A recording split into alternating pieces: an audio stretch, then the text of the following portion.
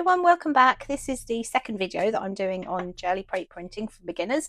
I was a beginner. I still really spend most of my time on very simple techniques. I don't do this to any high degree because I don't see jelly plate printing as, you know, I'm an expert in that area. I like to dabble in lots of different things and learn lots of different things along the way. But having said that, we're going to sort of continue with the series and see what we discover. So I'm working with my small plate again, and I'm just dropping some colour on the plate.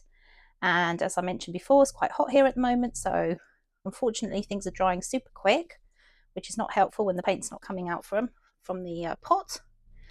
I'm just going to go in with some colours here, and they're probably going to blob quite a bit actually.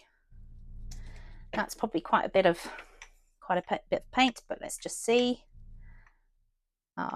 What I wanted to show you was that you could, once you've got your paint down, obviously remember to roll it off.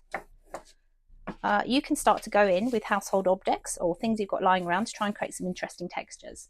So I have a piece of bubble wrap here, and I absolutely love the effect that you get from this. This is just unmatched. Beautiful. Love the dots. Okay. You can, if you've got it, go in with this kind of little roller thing that you can get in the shops for, I think it's maybe for Play-Doh, I don't know. Not a lot of scope on this tiny pad to do a lot. You can also use these kind of things if you've got them. Maybe even a little bit of corrugated card. See what we get from that. If we get anything at all, that's quite interesting. Right, okay, so the key, what I'm trying to get across here is just play around. Just have a go. Things you've got lying around. I'm going to get on there with my... So just remember, we're just working on one layer at the moment. Now we're going to move on to do layers next. So we can make this a little bit more sort of fancy if you like.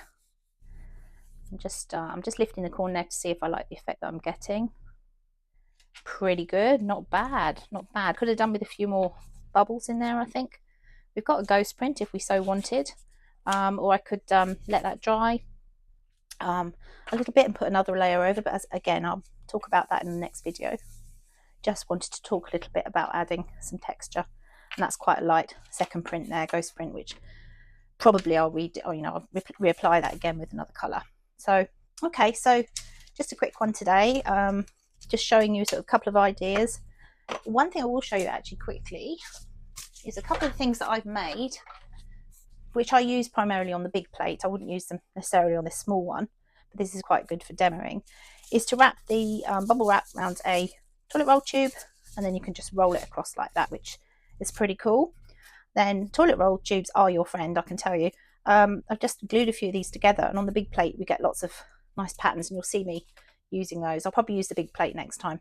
And then this one I've just added some string, so again you can just roll it over the plate, and that creates some interesting textures as well. There's heaps of other things that I use. Let me just grab a couple from the drawer if I can find them. Here we go. Cotton reels, another thing. I've got these mini ones actually, and these make beautiful little patterns. Just look around the house, see what you've got. Obviously try not to find something which is going to press in and damage your gel plate. It needs to be something which you can just apply to get that design without putting too much pressure in or gouging into the plate itself, which is why I don't use these too often, because you need to be quite sort of not too heavy-handed with them. But just a few ideas today, short video. Next we're going to move on and have a look at layers, so join me then if you're interested. Bye for now.